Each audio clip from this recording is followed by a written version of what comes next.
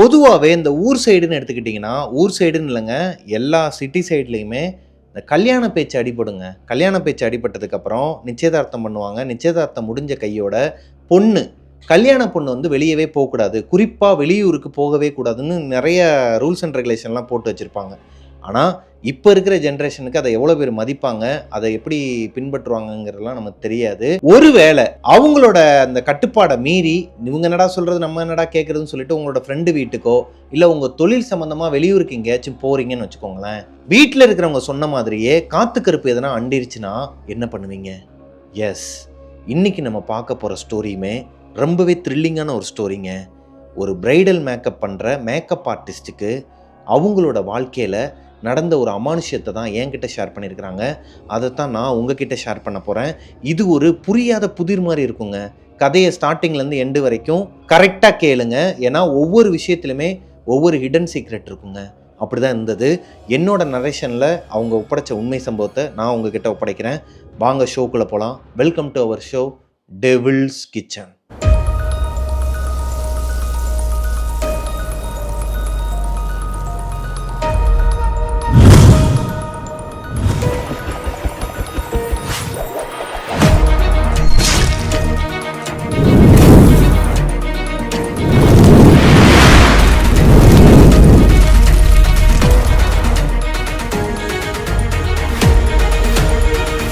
Hello ghosties, நான் உங்களோட பிரபாகரன். இன்னைக்கு நம்ம பார்க்க போகிற ஸ்டோரி நடந்த இடம் உசிலம்பட்டிக்கு பக்கத்தில் இருக்கிற ஒரு கிராமங்க.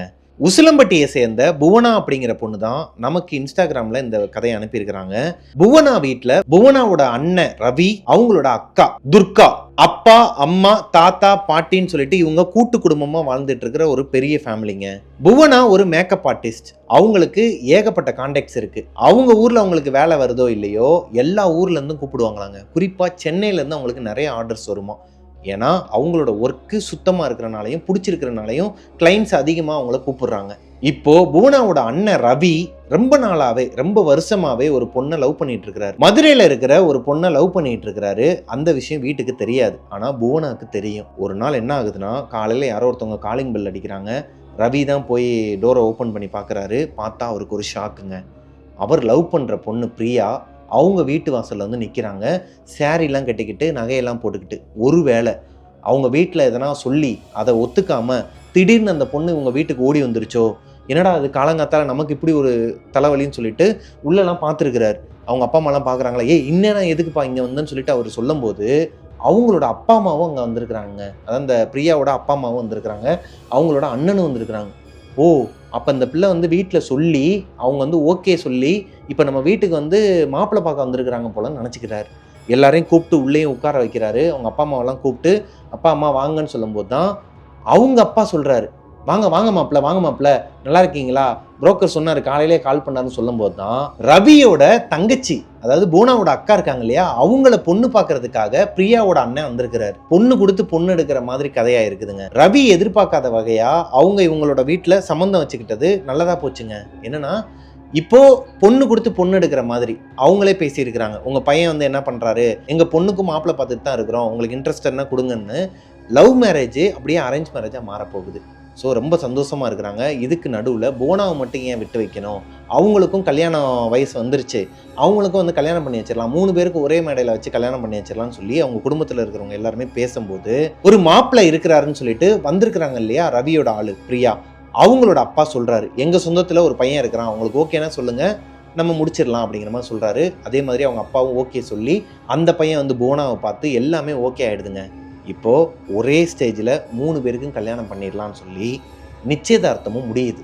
3 பேருக்கும் ஒரே வீட்டில் ஒரே இடத்துல வச்சு நிச்சயதார்த்தத்தை முடிச்சிடுறாங்க.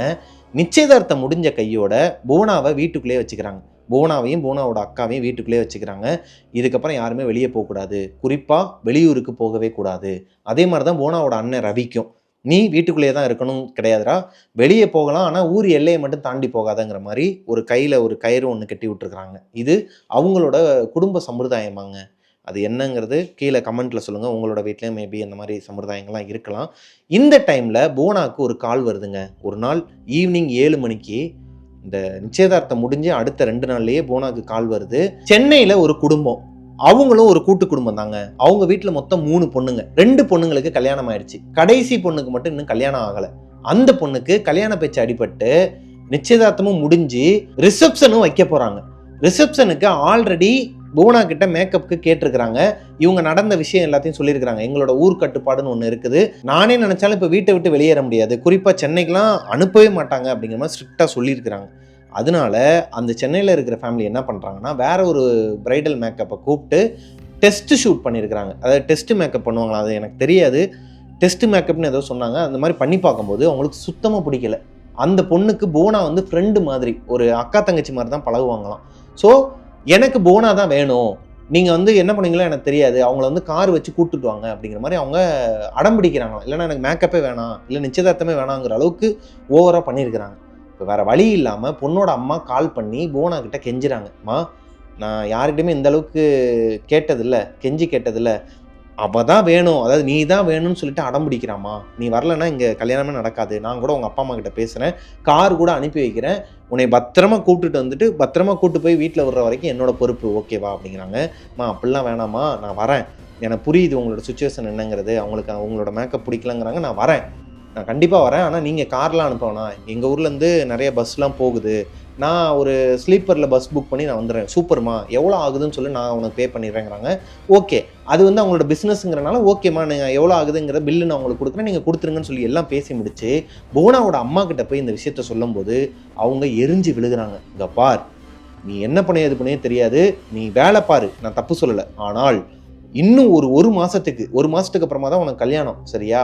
இந்த 1 மாதம் வரைக்கும் நீ வெளியவே போகாத, ஊருக்குள்ளே கூட நீ வெளியே போய்க்க, வேற எதனா வேலை இருந்துச்சுன்னா கூட பார்த்துக்க, அப்படி ஒன்றும் காசு நமக்கு தேவை கிடையாதுமா, நீ உன்னோட கல்யாணம் தான் முக்கியம்னு சொல்லும்போது, இல்லைம்மா இந்த மாதிரி அவங்க வருஷம் ரொம்ப ஹெல்ப் பண்ணியிருக்கிறாங்க, ஒரு தடவை இவங்க அக்காவுக்கெல்லாம் ரொம்ப உடம்பு முடியாமல் ஹாஸ்பிட்டல் அட்மிட் பண்ணியிருந்த நேரத்தில் அவங்களே தான் கொஞ்சம் டாக்டர்ஸ்லாம் சஜஷன் பண்ணி ரொம்ப இவங்களுக்கு ஃபேமிலி ரீதியாகவும் நிறையா ஹெல்ப் பண்ணியிருக்கிறாங்க.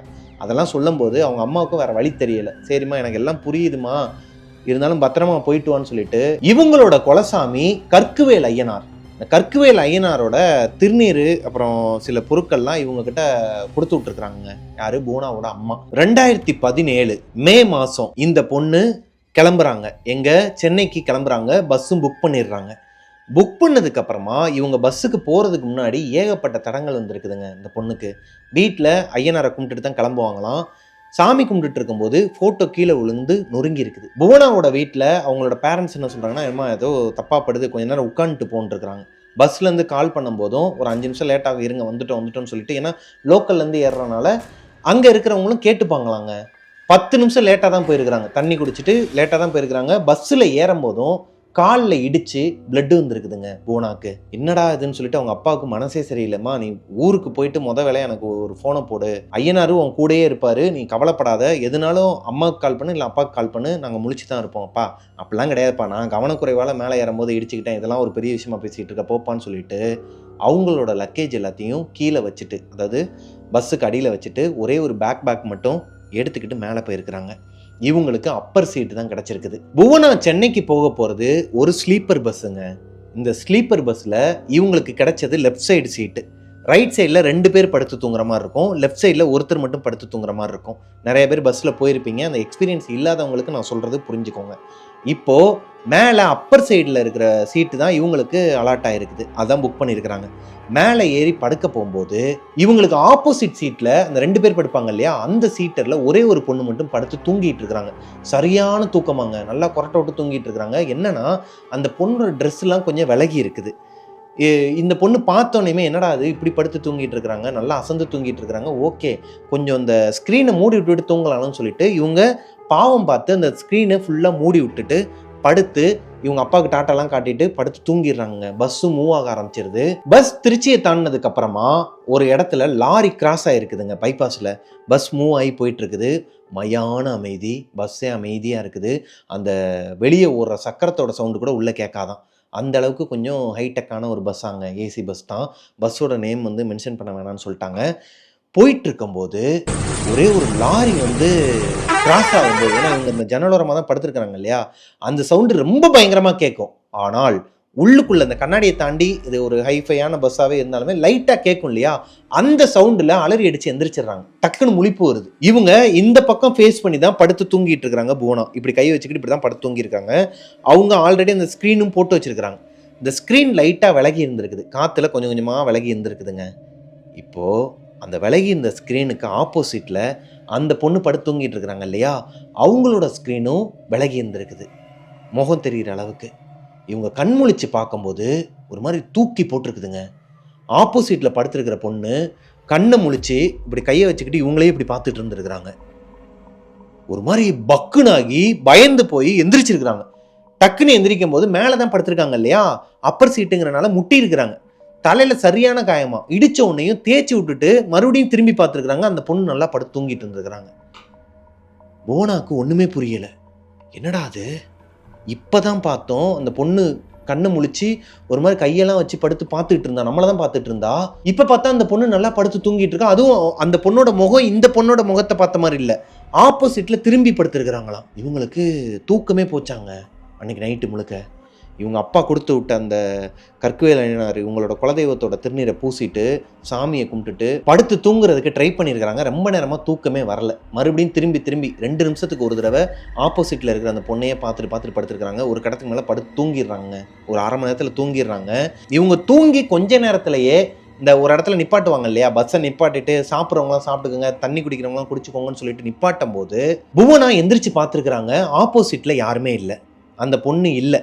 ஃபுல்லாக ஸ்க்ரீன்லாம் ஓப்பனில் இருக்குது, பாதி தூரம் மட்டும் க்ளோஸில் இருக்குது. அந்த பாதி தூரம் மட்டும் க்ளோஸில் இருக்கிறதுல பார்த்தாலே தெரியும் அந்த பொண்ணு இல்லைங்கிறது.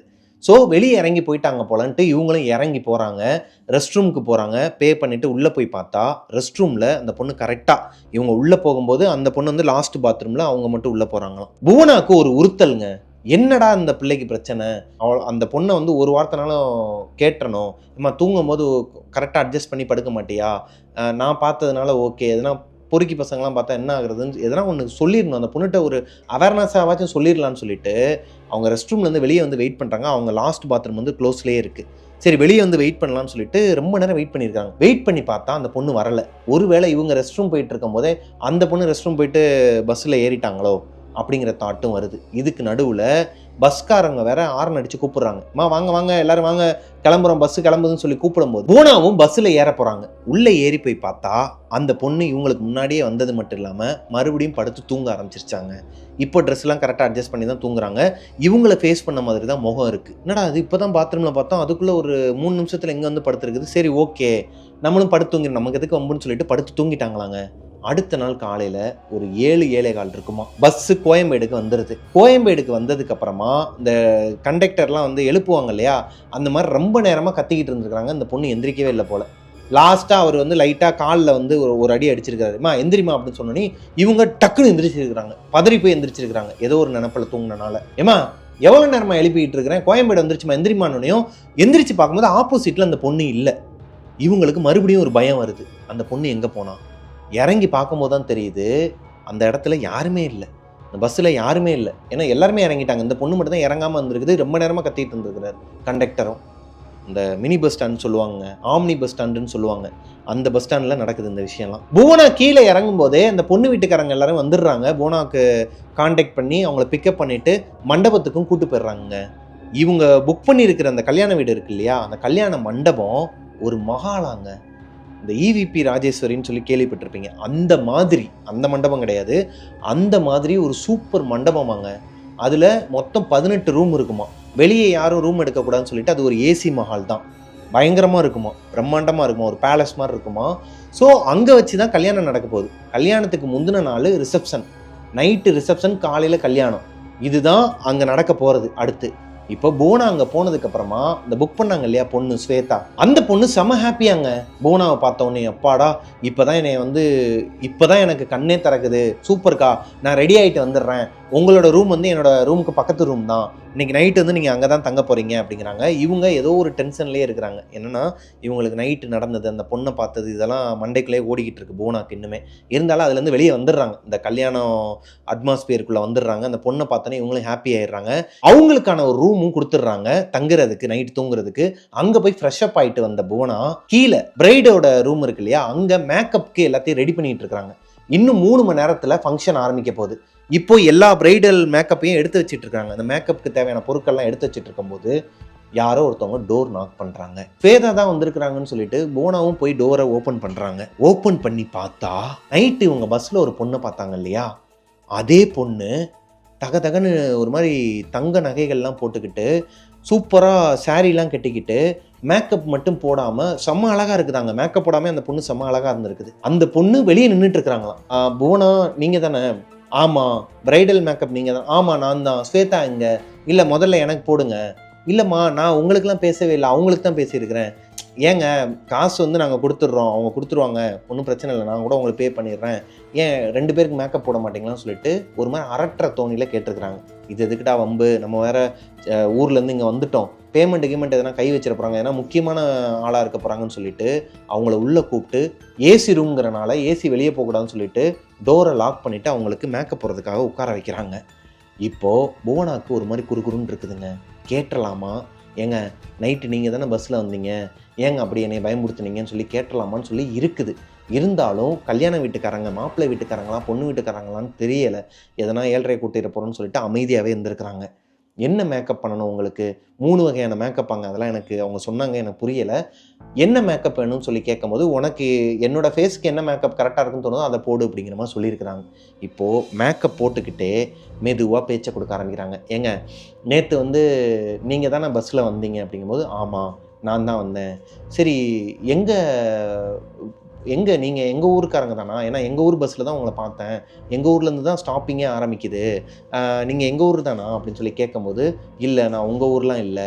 அப்புறம் எதுக்குங்க அங்கே வந்தீங்கன்னு சொல்லி கேட்க முடியலை. எதுக்கு இப்போ தேவையில்லாமல் இவ்வளோ பேச்சு பேசிகிட்டு இருக்குன்னு சொல்லி கேட்டுருவாங்களோன்ட்டு மென்னு முழுங்கி சரி ஓகேன்னு சொல்லிட்டு விட்டுறாங்க. ஆனால் ஒரு டவுட்டு, சொந்த ஊராக இல்லைன்னா எதுக்காக அந்த ஸ்டாப்பிங்கில் வந்து அந்த பொண்ணு ஏறணும்? ஒன்றுமே புரியலை அவங்களுக்கு. இருந்தாலும் சரி எதுக்கு மேக்கப்பை போட்டு விட்டு அப்புறமா ஸ்வேதா கிட்ட காட்டிக்கலாம், இவங்கள ஆளை காட்டிட்டு இவங்க யார் என்னன்னு கேட்டுக்கலாம்னு சொல்லிட்டு விட்டுறாங்க. மேக்கப் போட்டுட்டு இருக்கும்போது ரைட் சைடில் கன்னத்தில் இங்கனக்குள்ளே ஒரு மார்க் இருந்திருக்குதுங்க அந்த பொண்ணுக்கு. இங்கனக்குள்ளே இருந்ததை மேக்கப் போட்டு பார்க்குறாங்க, ஆனால் அது மறையவே மாட்டேங்குது. ஒரு மாதிரி அசிங்கமாக ஒரு மாதிரி தெரிஞ்சுக்கிட்டே இருக்கனால புவனா என்ன சொல்கிறாங்கன்னா, என்னங்க அது எவ்வளோ மேக்கப் போட்டாலும் இந்த இடத்துல மறைய மாட்டேங்குது, இருங்க நான் ஒரு கன்சிடர் எடுத்துகிட்டு வரேங்கும் போது, இல்லை அது ஒரு ஆக்சிடெண்ட்டில் லைட்டாக அந்த மாதிரி மார்க் விழுந்துருச்சு. அப்படியா, சரி ஓகே இருங்க நான் அதை எடுத்துடலாம், ஒன்றும் பிரச்சனை இல்லைன்னு சொல்லிட்டு போய் கன்சீலர் எடுக்கிறக்காண்டி போயிருக்கிறாங்க. கன்சீலரை எடுக்க போகும்போது அவங்களோட கை தவறி அவங்களோட ப்ரஷ் ஒன்று இருக்குமா, மேக்கப் ப்ரஷ் கீழே விழுந்துருக்குதுங்க.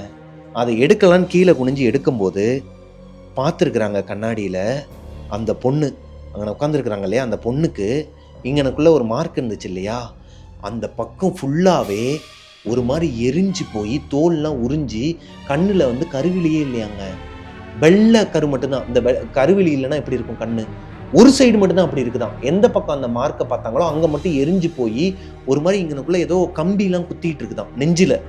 இந்த ரைட் சைடில் கம்பிலாம் குத்தி கிழிச்சிருக்குதான், ஒரு மாதிரி உடம்பு முழுக்க பிளட்டாங்க, கீழெல்லாம் சுட்டிக்கிட்டு இருக்குதான், கை கால்லாம் நடுக்கம் கொடுத்துருக்குது, ஒரு மாதிரி புல்லரிச்சிருக்குதுங்க உடம்பே. என்ன பண்ணுறதுனே தெரியல. புவனா லாக் பண்ணியிருக்கிறாங்க, மெயின் டோரை வந்து லாக் பண்ணியிருக்கிறாங்க. அந்த ஆத்மாவும் இவங்களும் மட்டும்தான் உட்காந்துருக்குறாங்க. ஏன்னா இப்படி ஒரு உருவத்தை பார்த்தோன்னே அவங்க கன்ஃபார்மே பண்ணிடுறாங்க, நேற்று நைட்டு பார்த்தது ஒரு அமானுஷ்யம், அது நம்மளை ஃபாலோ பண்ணிக்கிட்டே இவ்வளோ தூரம் வந்திருக்குதுங்கிறத அவங்க புரிஞ்சுக்கிறாங்க. இவங்களோட குலசாமி திருநீர், அந்த கற்குவில் ஐயனாரோட திருநீரை இவங்க பூசவே இல்லை. அந்த திருநீர் பாக்கெட்டுமே அவங்களோட ரூமில் இருக்குது, மேலே ஃபர்ஸ்ட் ஃப்ளோரில் இருக்குது. என்ன பண்ணுறதுனே தெரில, அப்படியே உறைஞ்சி போய் நின்றுட்டு இருந்துருக்குறாங்க. இவங்களோட பாட்டு, இவங்களோட ஃபோனோட ரிங்டோன் என்னன்னா, எங்க கருப்பசாமி இவன் எங்க கருப்பசாமின்னு ஒரு சாங் இருக்கும் இல்லையா, அதை தான் அவங்க வச்சிருப்பாங்களாங்க. கருப்பசாமின்னா அவங்களுக்கு ரொம்ப பிடிக்குமா, இஷ்ட தெய்வமா. இப்போ இந்த சமயத்தில் அந்த ரிங்டோன் அடிக்குதுங்க. அந்த ரிங்டோன் அடிச்ச உடனே டக்குன்னு அந்த உட்கார்ந்து அந்த ஆத்மா வந்து எதனா பண்ணிருமோன்னு சொல்லிட்டு கீழே பயந்துகிட்டு அந்த போனை எடுக்கிறதுக்கு ட்ரை பண்ணிட்டு எடுத்துருக்காங்க. அதை ஆஃப் பண்ணாம லாக் பண்ணிருக்கிறாங்க. லாக் பண்ணா அந்த சவுண்ட் நின்றும் இல்லையா, அந்த சவுண்டு நின்ன உடனேயும் திரும்பி பார்த்தா மெயின் டோர் ஓப்பன்ல இருக்குது. புவனா தான் க்ளோஸ் பண்ணியிருக்கிறாங்க அந்த மெயின் டோரை. ஆனால் இப்போ அந்த மெயின் டோர் ஓப்பன்ல இருக்குது, பாதி ஓப்பன்ல இருக்குது. அந்த பொண்ணு அங்கே இல்லை. ஃபோன் பண்ணது புவனாவோட அம்மா. அவங்க மட்டும் அன்னைக்கு கால் பண்ணலன்னா இந்த பொண்ணு அங்கேயே ஹார்ட் அட்டாக் வந்து இறந்துருப்பாங்களாங்க. அந்த அளவுக்கு பயந்து போயிருக்கிறாங்க. எப்படிங்க இருக்கும் அந்த பொண்ணுக்கு, அந்த நேரத்தில் அந்த இடத்துல இப்போ அந்த ஃபோனை அட்டன் பண்ணி அம்மா சொல்லுங்கம்மான்னு சொல்லிட்டு கேட்கும் போது எத்தனை தடவை சொன்னேன், அங்கே போகாதன்னு. கேட்டியா? ஏம்மா என்னம்மா ஆச்சு? இல்லை, நீ போன ஒரு ஃபோன் கூட போடல பார்த்தியா, வந்துட்டேன், சாப்பிட்டுட்டேன், என்ன பண்ணுறேன் ஏது பண்ணுறேன்னு ஒரு ஃபோன் போட மாட்டியா? ஃபோன் போட்டாலும் ரிப்ளை பண்ணுறது கிடையாது. இல்லைம்மா நான் என்னை மன்னிச்சிருங்கம்மா, நீங்கள் சொல்கிற பேச்சு கேட்காம நான் வந்தது தப்பு தான் அப்படின்னு சொல்லிட்டு அழுக ஆரம்பிச்சிருக்குது இந்த பொண்ணு. இப்போ புவனாவோட அம்மா பதறி போய், என்னம்மா அங்கே எதனா ஒரு பிரச்சனையா, எதனாலும் சொல்லு, நீ சொல்ல போனால் நீ வெளியவே போயிருக்கக்கூடாது, எதனா காற்று கருப்பு அண்டி இருக்கும், எதனா பிரச்சனைனா சொல்லு அப்படிங்கிற மாதிரி கேட்கும்போது வாய் வரைக்கும் வருதுங்க. ஆனால் இவங்களால சொல்ல முடியலை. ஏன்னா ஸ்வேதா அந்த பொண்ணோட முகத்துக்காண்டி இவ்வளோ தூரம் வந்துட்டோம், இன்னும் கொஞ்ச நேரத்தில் ரிசப்ஷனும் ஆரம்பிக்க போகுது, நாளைக்கு கல்யாணம். இப்போ நம்ம எதனா ஒன்று சொல்லி அப்பாவும் அம்மாவும் சும்மா இருக்க மாட்டாங்க, கண்டிப்பாக வீட்டுக்கு கூப்பிட்டுருவாங்க. இந்த பொண்ணும் கலவரம் பண்ணி கல்யாணத்தை நிப்பாட்டிடுச்சுன்னா அவங்க குடும்பத்துக்காக பார்த்து மறைச்சிருதுங்க இந்த விஷயத்த அவங்க அம்மா கிட்ட சொல்லாமல். அதெல்லாம் ஒன்றும் இல்லைம்மா நான் பார்த்துக்கிறேம்மான்னு சொல்லிட்டு ஃபோனை கட் பண்ணிடுறாங்க. இப்போது கொஞ்ச நேரத்திலேயே ஸ்வேதா அவங்க ரூமுக்கு வராங்க. அவங்க வரும்போது புவனா ஒரு மாதிரி அரண்டு போயிருக்கிறாங்க, பேயறிஞ்ச மாதிரி உட்காந்துருக்குறாங்க. என்னக்காச்சு பேயறிஞ்ச மாதிரி உட்காந்துருக்குன்னு சொல்லும்போது இன்னும் பயம் கொடுக்குது. ஏன்க்கா ஒரு மாதிரி இருக்கீங்க, எதனா ப்ராப்ளமானு சொல்லி கேட்கும்போது, இல்லைப்பா ஒன்றும் இல்லை பாப்பா, நீ வந்து உட்காரு, நான் உனக்கு மேக்கப்லாம் முடிச்சுட்டு நான் வெளில போய் கொஞ்ச நேரம் தூங்கி ரெஸ்ட் எடுக்கிறேன். அவ்வளோ சீக்கிரமெல்லாம் தூங்க முடியாது. ஹலோ மேடம், இது நம்ம வீட்டு ஃபங்க்ஷன், மறந்துட்டீங்களா? நீங்கள் தான் என் கூட ஸ்டேஜில் நிற்கணும் அப்படி இப்படின்னு சொல்லிட்டு இருக்கும்போது புவனாக்கு மைண்டே இங்கே இல்லைங்க.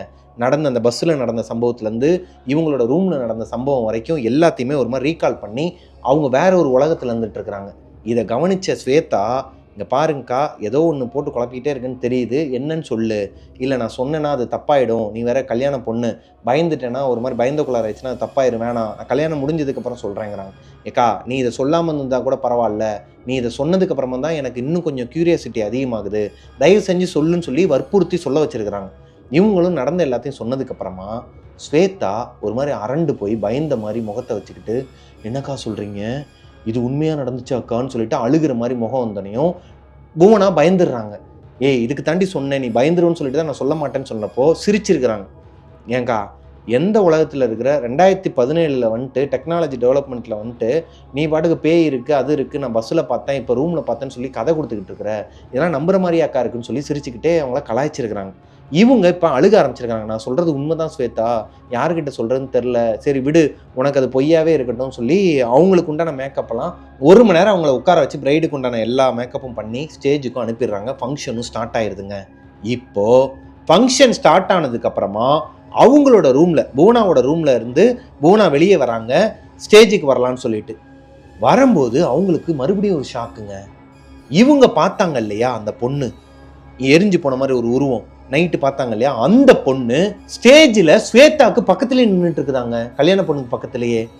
என்னடா அது, நம்ம பார்த்த உருவம் பொய், ஹாலுசினேஷன், அதெல்லாம் வந்து நீங்கள் கற்பனை பண்ணிக்கிட்டேன்னு சொல்லிட்டு ஸ்வேதா சொன்னால், அதே உருவம் எப்படி ஸ்வேதா பக்கத்துலேயே நிற்கும்? ஸ்வேதாவை எதனா பண்ணுறதுக்கு தான் வந்திருக்குதோ, எதனால் பஸ்லேருந்து இங்கே வரைக்கும் தன்னை ஃபாலோ பண்ணி வரணும்? ஒன்றுமே புரியாமல் வேமா ஓடி போயிருக்கிறாங்க. நிறையா கூட்டம் வந்துக்கிட்டே இருக்கிறனால இவங்களால ஸ்டேஜுக்கு ஏற முடியலை, கீழே தான் நின்றுட்டு இருக்கிறாங்க. இப்போ ஸ்வேதா பார்க்குறாங்க இவங்கள, புவனாவை, என்னாச்சுன்னு சொல்லி கேட்கும்போது இல்லை ஒன்றும் இல்லைன்னு சொல்லிட்டு இவங்க நடந்துடுறாங்க. சரி கொஞ்ச நேரம் ஆகட்டும், கூட்டம் குறைஞ்சதுக்கப்புறமா, இவங்க ஊர்லேயே பெரிய தலைக்கட்டுங்கிறனால இவங்களுக்கு ஏகப்பட்ட ஆட்கள் தெரியுமாங்க, நிறைய பேர் வந்திருக்கிறாங்க, ஒரு 10,000 பேர்கிட்ட வந்திருக்கிறாங்கன்னு வச்சுக்கோங்களேன், அந்த அளவுக்கு கூட்டம். அந்த கூட்டத்தில் எதுக்கு டிஸ்டர்ப் பண்ணிக்கிட்டு இப்போதைக்கு எதுவும் பேச வேணாம்னு சொல்லி, அதே நேரத்தில் ஸ்வேதாவுக்கு எதுவும் ஆயிடக்கூடாதுன்னு சொல்லி பக்கத்துலேயே ஸ்டேஜ் பக்கத்துலேயே உட்காந்து பார்த்துக்கிட்டே இருந்திருக்கிறாங்க. இப்போது சடனாக திரும்பும்போது அங்கே ஒரு பெரிய டிஸ்பிளே இருக்குமாங்க, அங்கே இங்கே எடுக்கிற வீடியோலாம் பெருசாக டிவியில் தெரிகிற மாதிரி தெரியுமா. அதில் பார்க்கும்போது புவனாவுக்கு கண்ணுலாம் விரிஞ்சு ஒரு மாதிரி வேர்த்து கொட்ட ஆரம்பிக்குதுங்க. என்னன்னா ஸ்வேதா கல்யாண பொண்ணும் அந்த பொண்ணு கூட பேசி சிரிச்சுக்கிட்டு இருக்குதான். 2 பொண்ணுங்களும், அதாவது இந்த அமானுஷ்யமாக வந்துச்சு இல்லையா, அந்த பொண்ணும் கல்யாண பொண்ணும் பேசி சிரிச்சுக்கிட்டு இருக்கிறாங்களா, அவங்க கன்னத்துலலாம் சும்மா அரையிறது இந்த மாதிரிலாம் விளாண்டுட்டு இருக்கிறாங்களாம். புவனாவுக்கு தூக்கி போடுதுங்க. அப்போது ஸ்வேதாவோட கண்ணுக்கும் அந்த பொண்ணு தெரியுதா, என்ன நடக்குதுங்க? உடனே ஸ்டேஜுக்கு போகிறதுக்கு ட்ரை பண்ணியிருக்கிறாங்க, அவங்களால கூட்டத்தில் போக முடியலை. ஒரு கட்டத்துக்கு மேலே இருக்கிற கூட்டத்தில் அந்த பொண்ணையும் மிஸ் பண்ணிடுறாங்க. அந்த அமானுஷ்யமான பெண் இருக்காங்க இல்லையா, அவங்கள மிஸ் பண்ணிடுறாங்க. கூட்டம் குறையுது, மேலே ஏறி போயிட்டு ஸ்வேதா கிட்ட சொல்கிறாங்க, நான் சொன்னதெல்லாம் கற்பனை ஆலோசினேஷன் சொன்னேன். இப்போ நீ ஏன் ஸ்டேஜில் அவ கூட தான் பேசி சிரிச்சிட்டு இருந்த? யாரக்கா சொல்கிறீங்க? என் கூட நிறைய பேர் என்னோட ஃப்ரெண்ட்ஸ் அண்ட் ஃபேமிலிலாம் வந்திருந்தாங்க, மேலே ஏறி சிரித்து பேசிகிட்டு இருந்தாங்க. நீங்கள் யாரை சொல்கிறீங்கன்னு எனக்கு தெரியலையே. உன் பக்கத்தில் ஒரு பிங்க் கலர் சாரீ கட்டியிருந்தாலும் அந்த பொண்ணு தான். நிறைய பேர் பிங்க் கலர் சாரீ கட்டியிருக்கிறாங்கக்கா. அவளை ஏன் என்னோட அக்காக்காரங்களே 2 பேருமே பிங்க் கலர் சாரீ தான் கட்டியிருக்கிறாங்க. நீங்கள் யாரை சொல்கிறீங்க? உனக்கு எப்படி சொல்லி புரிய வைக்கிறேன்னு தெரில. நீ சிரித்து பேசிகிட்டு இருந்த, நான் பேசிகிட்டு இருந்தேன். சரி, யாரை சொல்கிறீங்கன்னு தெரியலையேங்கும் போது வீடியோகிராஃபர் வந்து வீடியோ எடுத்துப்பார்ல, அதை பார்க்கலாம்னு சொல்லி கேட்டுட்டு இருக்கும்போதே ஸ்வேதா சாப்பிடவான்னு சொல்லிட்டு அவங்க மாப்பிள்ளை வீட்டுக்காரங்களாம் வந்து கூட்டு போயிடுறாங்க. இப்போது புவனாவால் தனியாக போய் கேட்க முடியல. அந்த எடுத்தார் இல்லையா கேமராவில், அந்த கேமராமேன் கிட்ட போய் பேசுகிறதுக்கு அந்தளவுக்கு உங்கள் கிராமத்து பொண்ணுங்கிறனால அந்தளவுக்கு யாருக்கிட்டையும் பேச்சு வச்சுக்க மாட்டாங்களா பசங்க கூட. எப்படி போய் கேட்பாங்க? இந்த வீடியோவை காட்டினா ஃபுல்லாக எந்த டியூரேஷன் அதெல்லாம் இவங்க மென்ஷன் பண்ணவே இல்லை. அதை பார்த்தே வைக்கலை, குறித்து வைக்கலை. அவங்க இருந்த பதட்டத்துக்கும் அந்த அமானுஷிப்பை நாங்கள் நிற்கிறதுக்கும் ஒரு மாதிரி அலறி போய் தான் பார்த்துட்டு இருந்தாங்களே வெளியே டைமிங்லாம் நோட் பண்ணலை. அதனால் வெயிட் பண்ணியிருக்கிறாங்க. அவங்க வந்ததுக்கு அப்புறமா அவங்க மூலயமா அந்த வீடியோகிராஃபரை போய் பிடிக்கலாம் பார்த்தா அவர் போயிட்டாராம். காலையில் வெள்ளனே வரணும்னு சொல்லிட்டு அவர் முன்னாடியே போயிட்டாராம். அந்த ஃபோட்டோ எடுப்பாங்க இல்லையா, அந்த ஃபோட்டோகிராஃபர் மட்டும் இருந்திருக்கிறார். அவர் சாப்பிட்டுட்டு இருந்திருக்கிறார். அவரை பிடிச்சி எனக்கு வந்து இந்த ஃபோட்டோஸ் எல்லாத்தையும் காட்டுங்க, எல்லா ஃபோட்டோஸையும் காட்டுங்க, ஆரம்பிச்சிலேருந்து இப்போ வரைக்கும் எல்லா ஃபோட்டோஸையும் காட்டுங்கும் போது, எங்கள் மேடம் ஏகப்பட்ட ஃபோட்டோஸ் இருக்குது மேடம், ஏகப்பட்ட ஃபுட்டேஜஸ் இருக்குது, இதெல்லாம் போயிட்டு நான் மெமரி கார்டை காப்பி பண்ணிட்டு நான் நாளைக்கு வேறு ரெடி ஆகணும், ஆல்ரெடி வீடியோகிராஃபர் போயிட்டார், நானும் போகலன்னா பிரச்சனை ஆகிடும் அப்படிங்கிற மாதிரி சொல்கிறாரு. கல்யாண பொண்ணே சொல்கிறாங்க, நீங்கள் காட்டுங்க ஃபோட்டோஸ்லாம். அவங்க கேட்குறாங்களே, அவங்க என் அக்கா தான், காட்டுங்கன்னு சொல்லும்போது கேமராலேயே காட்டுறாருங்க. ஒவ்வொன்றா அடுத்தடுத்து மாற்றி மாற்றி காட்டிக்கிட்டு இருக்கும்போது மாப்பிள்ளையோட தம்பி, ஸ்வேதா கல்யாணம் பண்ணிக்க போகிறாங்களே அவங்களோட மாப்பிள்ளையோட தம்பி, அவர் வந்து அவங்க ஃப்ரெண்ட்ஸோட எடுத்த ஃபோட்டோஸ்லாம் ஷேர் பண்ணுங்கன்னு சொல்லிட்டு வரிசையாக ஒவ்வொரு கும்பலாக வந்துருச்சான். இப்படியே மாற்றி மாற்றி ஒவ்வொருத்தனா கேமரா வாங்கிட்டு போக போக புவனாக்கு பதட்டத்திலே இருக்கிறாங்க.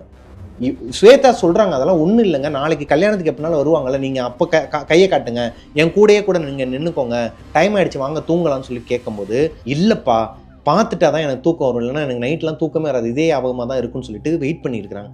இருந்தாலும் ஃபோட்டோகிராஃபரை நைக்க ஆரம்பிச்சிட்டாங்க. உங்களுக்கே தெரியும், நமக்கே தெரியும் ஃபோட்டோகிராஃபர் படுற பாடு என்ன அப்படிங்கிறது. ஒரு ஃபோட்டோ வாங்குறதுக்கு 10 பேர் 15 பேர் வருவாங்க. ஸோ அவரும் கிளம்பிடுறார். புவனாவால் அந்த ஃபோட்டோவை காட்டவே முடியல ஸ்வேதாக்கு. ஸ்வேதா அவங்க அம்மா கூட ஒரு ரூமில் தூங்குறாங்க. அவங்களுக்கு அடுத்த ரூமில் தான் இவங்க புவனா தூங்கிட்டு இருக்கிறாங்க. நைட்டு ஒரு 12-12:30 மணி இருக்குமாங்க. இந்த டைமில் புவனாக்கு ஒரு சத்தம் கேட்குது. லைட்டாக கண்ணை திறந்து பார்க்குறாங்க. அப்போது தான் அவங்க டோரை, இந்த மெயின் டோரை யாரோ ஒருத்தவங்க நாக் பண்ணுற சத்தம் கேட்டுது. லைட்டாக கேட்ட சத்தம் இவங்க கண்ணு கொஞ்சம் கொஞ்சமாக விரிய விரிய பயங்கரமாக கேட்க ஆரம்பிச்சிருக்குது. பயங்கரமாக யாரோ ஒருத்தவங்க இவங்களோட டோரை போட்டு உடைக்கிறாங்க. கண் முழிச்சு வந்து அந்த டோர்கிட்ட வரும்போது தான் தெரியுது இவங்களோட மெயின் டோரை யாருமே நாக் பண்ணல. இவங்களோட பாத்ரூம் டோர், அட்டாச் பாத்ரூம் இருக்குது, ஒவ்வொரு ரூமுக்கும் அட்டாச் பாத்ரூம் இருக்குது, ஏசி ரூம். அட்டாச் பாத்ரூமில் யாரோ ஒருத்தவங்க கதவை போட்டு உடனே உடைச்சிட்டு இருக்கிறாங்க. இவங்க மட்டும்தான் அந்த ரூமில் இருக்கிறாங்க, வேறு யாருமே இல்லை. மெயின் டோர் லாக்கில் இருக்குது, கீழெலாம் கிடையாது, தாப்பால் தான், மேலே ஒரு தாப்பால் கீழே ஒரு தாப்பால் இருக்கும், 2 தாப்பாலும் போட்டு தான் வச்சுருக்கிறாங்க. பயந்து போய் இவங்களுக்கு வேர்த்து கொட்டி ஒரு மாதிரி ஹார்ட் பீட்லாம் ரைஸ் ஆகுது. அந்த டோர் மெதுவாக ஓப்பன் ஆகுதாங்க. பயந்து போன புவனா என்ன பண்ணுறாங்கன்னா மெயின் டோரை ஓப்பன் பண்ணுறாங்க. மேலே இருக்கிற லாக்கையும் சைட் லாக்கையும் ஓப்பன் பண்ணிட்டு ஓப்பன் பண்ணால் ஓப்பன் ஆக மாட்டேங்குதான். யாரோ வெளியே லாக் பண்ணி வச்சிருக்கிறாங்களாம். இவங்களுக்கு பயங்கரமாக ஒரு மாதிரி படபடன்னு வந்து மயக்கம் போட்டு விழுகிற ஸ்டேஜில் அந்த டோர் ஓப்பன் ஆச்சு இல்லையா, பாத்ரூம் டோர், அதுலேருந்து பாதி முகம் மட்டும் வெளியே எட்டி பார்க்குதாங்க. பாதி முகம் மட்டும் எரிஞ்சு போய் இவங்க பார்த்த அதே முகம், இந்த பிரைடல் ரூமில் வச்சு பார்த்தாங்க இல்லையா, அதே முகம் பாதி முகமாக எட்டி பார்க்குறாங்க. இவங்களுக்கு ஒரு மாதிரி உடம்பெல்லாம் புல்லரிச்சு கத்தி இருக்கிறாங்க, பயங்கரமாக கத்தி இருக்கிறாங்க. இவங்க கத்துன கத்துல ஒரு மாதிரி எல்லாருமே அந்த மண்டபத்தில் இருந்த எல்லாருமே ஓடி வந்திருக்கிறாங்க. பக்கத்தில் இந்த ஸ்வேதா, அவங்களோட அம்மா அப்பா எல்லாருமே ஓடி வந்து கதவை போட்டு உடனே உடைச்சிருக்கிறாங்க. இப்போதான் இவங்களுக்கு தெரியுது இவங்க அலறி அடிச்சு எந்திரிச்சது கனவுல இருந்துன்ட்டு. இப்போ எந்திரிச்சவங்க கனவுல மட்டும் கத்தலை, இங்கேயுமே கத்திக்கிட்டு இருந்திருக்கிறாங்க. சில கனவுகள்லாம் பயங்கரமாக வந்துச்சுன்னா நம்மளை அறியாமலே ரியாக்ட் பண்ணுவோம். ரியாலிட்டியில், ரியல் லைஃப்பில் நம்மளே ரியாக்ட் பண்ணுவோம். நான் அப்படி ரியாக்ட் பண்ணியிருக்கிறேன். உங்களில் எத்தனை பேர் அப்படி ரியாக்ட் பண்ணியிருக்கீங்களோ கீழே கமெண்ட்டில் சொல்லுங்கள். அதே மாதிரி தான் புவனாவும் ரியாக்ட் பண்ணியிருக்கிறாங்க. இப்போது ஸ்வேதா அவங்களோட அம்மா எல்லாரும் வந்து கேட்கும்போது, கெட்ட கனவுமா, எனக்கு பயமாக இருக்குமா, நான் தனியாக படுக்க பயமாக இருக்குன்னு சொல்லிட்டு அவங்களோட ரூம்க்கே கூப்பிட்டு போயிருக்கிறாங்க. ஸ்வேதாவோட அம்மா அவங்களோட அப்பா கூட போய் படுத்தூங்க போயிருக்கிறாங்க. ஸ்வேதாவும் புவனாவும் ஒரே ரூமில் படுத்தூங்குறாங்க. இப்போது ஸ்வேதா கேட்குறாங்க, என்ன அதே பேய் கனவா? அவங்க வந்து கனவுல பயமுறுத்தியிருப்பாங்களே, எப்படி கரெக்டாக சொல்கிற, இதெல்லாம் எல்லாருக்கும் நடக்கிறது தான்க்கா. எத்தனை படம் பார்த்துருக்குறேன், எல்லா படத்துலையும் இப்படி தாங்க நடக்கும். ஒரு விஷயத்தை பார்த்து பயந்துட்டிங்கன்னா அதுக்குள்ளேயே தாங்க நீங்கள் சுற்றிக்கிட்டு இருப்பீங்க. அதுலேருந்து வெளியே வாங்க. உங்களோட குலதெய்வமே கற்குவேல் ஐயனார் தானே, அவர் உங்கள் கூட தானே இருப்பார். நீங்கள் தான் தெய்வ நம்பிக்கை மிக்கவங்க தானே, நீங்கள் பாட்டுக்கு திருநீரை பூசிட்டு படுங்கக்கான்னு சொன்னதும் அவங்களுக்கு ஞாபகம் வந்து அவங்களோட குலசாமியோட திருநீரை பூசிட்டு நைட்டு படுத்து தூங்கியிருக்கிறாங்க. நைட்டு ஃபுல்லாக தூங்கிடுறாங்க. அடுத்த நாள் காலையில் எந்திரிச்சு கல்யாண வேலைலாம் நடந்துக்கிட்டு இருக்குது. இவங்க ஒரே ஒருத்தவங்களை மட்டும்தான் தேடிக்கிட்டு இருக்கிறாங்க, புவனா, அந்த எரிஞ்சு போன பொண்ணு. எப்படினாலும் கல்யாணத்துக்கு வருவாங்கன்னு சொல்லியிருந்தாங்க இல்லையா, எல்லா இடத்துலையும் தேடிக்கிட்டே இருக்கிறாங்க. எங்கேயுமே அந்த பொண்ணு இவங்களோட கண்ணில் படலை. இப்போது பிரைடுக்கு மேக்கப் பண்ணணும். ஸ்வேதாவுக்கு உட்கார வச்சு மேக்கப் பண்ணிகிட்டு இருக்கும்போது அவங்க சொல்கிறாங்க, அக்கா இன்னைக்கு கல்யாணம் நடந்துகிட்டு இருக்கும்போது கல்யாண வேலை நடந்துகிட்டு இருந்தாலுமே நீ வந்து அவங்கள பார்த்துட்டேன்னா ஒரு நிமிஷம் என்கிட்ட ஓடி வா, நான் உன்னையவே தான் பார்த்துட்ருப்பேன். எனக்கு வந்து எனக்காண்டி தானே நீ ஊர்லேருந்து வந்த, உனக்கும் கல்யாணம் தானே இன்னொரு 1 மாதத்தில், அப்போது எனக்காக வந்திருக்கிறல, நான் உனக்காக அது யார் என்ன தெளிவாக உனக்கு எல்லா விளக்கமும் கொடுத்துட்டு தான் உன்னை இந்த ஊர்லேருந்து அனுப்புவேங்கிற மாதிரி நம்பிக்கை கொடுக்குறாங்க. இப்போது இவங்களுக்கும் கொஞ்சம் ஓரளவுக்கு ஓகே, இந்த பொண்ணே சொல்கிறாள், இவளை தான் சப்போர்ட் பண்ணுறாள், கல்யாண பொண்ணே சொல்லிட்டா அப்புறம் என்னன்னு சொல்லிட்டு ஃப்ரீயாக விட்டுறாங்க. மேக்கப்லாம் போட்டு விட்டுட்டு கல்யாணம் கோயிலில் நடக்குது. மறுபடியும் இந்த மண்டபத்துக்கு வராங்க. சாப்பாடெலாம் நடந்துகிட்ருக்கு. கிஃப்ட்லாம் வந்து கொடுக்குறாங்க, நிறைய பேர் வராங்க. இப்போது அதே பொண்ணை பார்க்குறாங்க.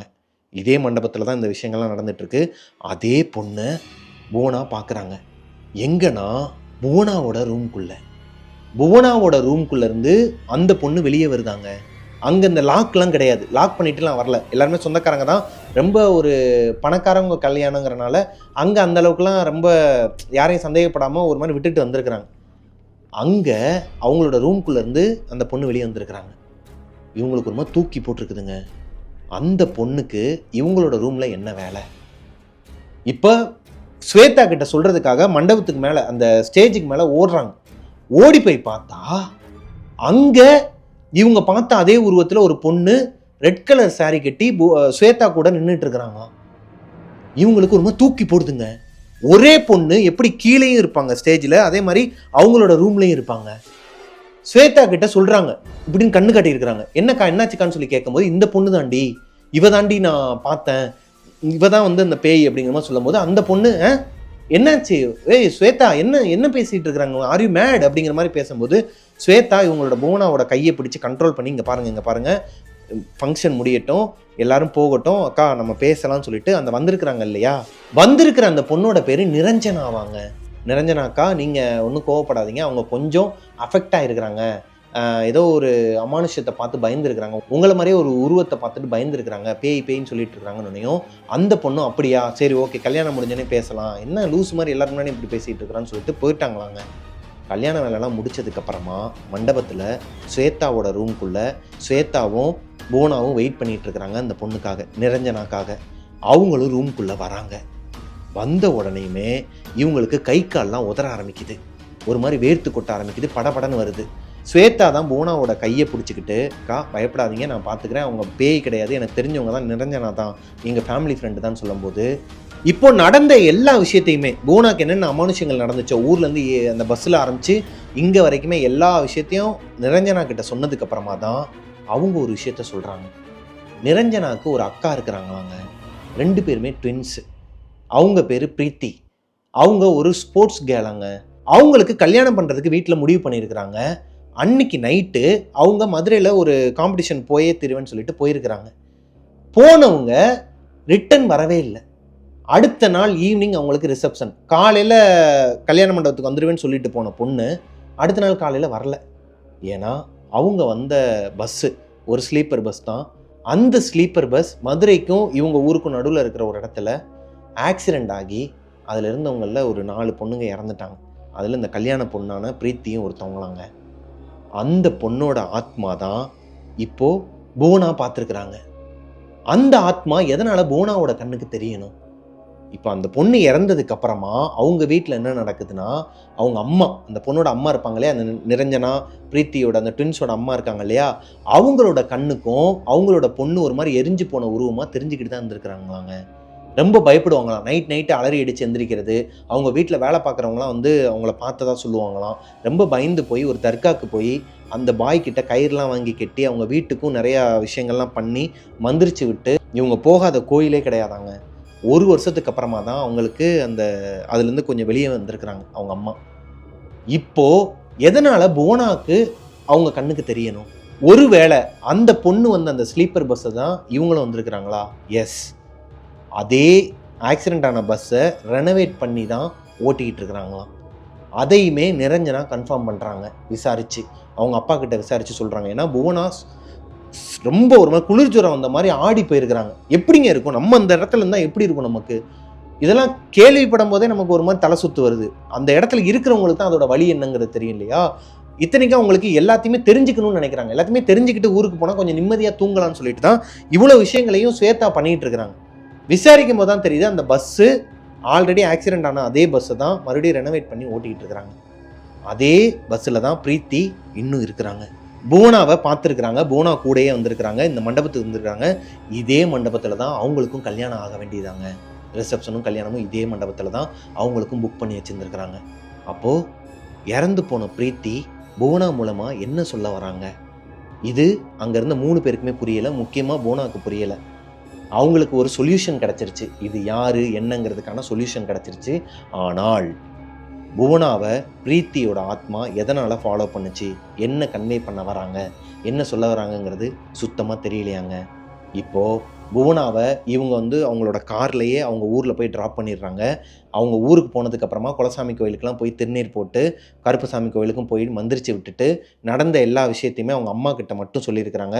அவங்க அம்மா அவங்க அக்கா கிட்டேயோ அண்ணங்கிட்டே தம்பிக்கிட்டே யார்ட்டையுமே சொல்லலை. ஏன்னா அவங்க வீட்லேயுமே ஒரு நல்ல காரியம் நடக்க போகுது. அதுவும் 3 பேருக்கு நடக்க போகுது. அவங்க அண்ணனுக்கு, அக்காவுக்கு, இந்த பொண்ணுக்கு 3 பேருக்கு ஒரே ஸ்டேஜில் நடக்க போகுதுங்கிறனால இதை அப்படியே மறைச்சிட்டாங்களாங்க. இதுலேருந்து அடுத்த ஒரு 2 மாதத்துலேயே வெளியே வந்துட்டாங்களாம்.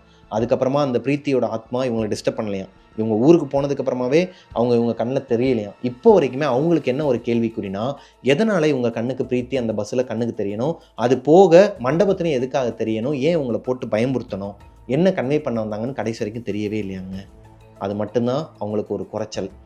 அது மட்டும்தான் அவங்களுக்கு இப்போ வரைக்குமே ஒரு உறுத்தலை கொடுத்துக்கிட்டு இருக்குதான். ஸோ இதோட இந்த ஸ்டோரி முடிஞ்சிருச்சுங்க. இதில் வந்த எல்லா பெயர்களுமே கற்பனை பெயர்கள் தான். ஊருமே கற்பனை ஊர்கள் தான். எதையுமே மென்ஷன் பண்ண வேணான்னு சொன்ன காரணத்தினால நானாகவே ஒன்று க்ரியேட் பண்ணி உங்ககிட்ட என்னோட நரேஷனில் ஒப்படைச்சிட்டேன். இந்த ஸ்டோரி உங்களுக்கு பிடிச்சிருக்குன்னு நம்புகிறேன். இந்த ஸ்டோரி உங்களுக்கு பிடிச்சிருந்துச்சு அப்படின்னா லைக் பண்ணிடுங்க.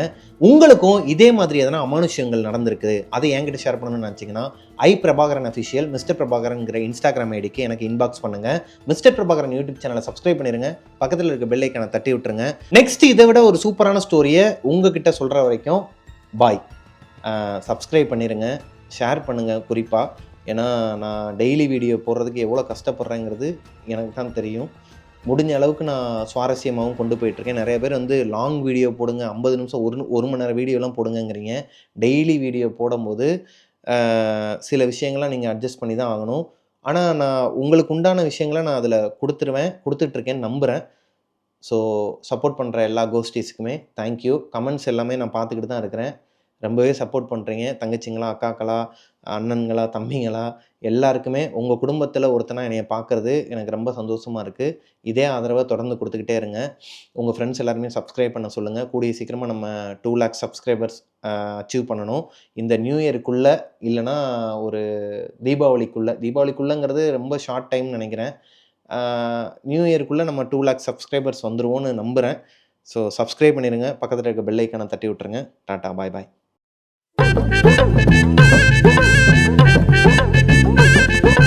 புவனா அந்த மேக்கப் ரூம்ல உள்ள போயிருக்கிறாங்க. பிரைடலுக்குன்னு சொல்லிட்டு தனியா ஒரு மேக்கப் ரூம் இருக்கும் இல்லையா, அங்க அவங்களுக்கு கொடுக்கும்போது பிரைடுக்கு பதிலா வேற ஒரு கை வந்து அவங்கள டிஸ்டர்ப் பண்ணுது.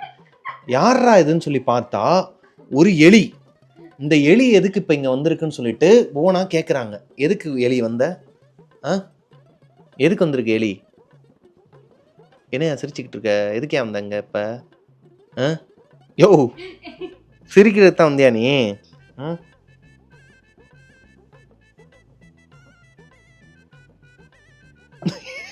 போய் அங்கிட்டு போ, ஹாய் சொல்லிட்டு போ. ரொம்ப நாளா உன்னை ஆளை கண்ணு கேட்டுருந்தாங்க. எல்லாரும் எப்படி இருக்கீங்க? எல்லாரும் பிடிக்குங்க. நீயே பேசு, நான் எதுவும் சொல்லி கொடுக்கல, நீயே பேசு. எல்லாரும் பிடிக்குங்க. ம் அப்புறம்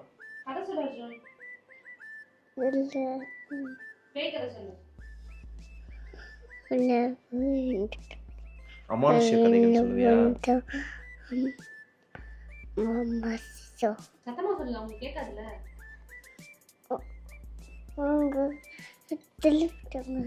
சரி போயிட்டு வா, போயா போ. இப்படித்தான் நம்ம கதை சொல்கிற போது ஏகப்பட்ட தடங்கல்கள் வரும் இல்லையா?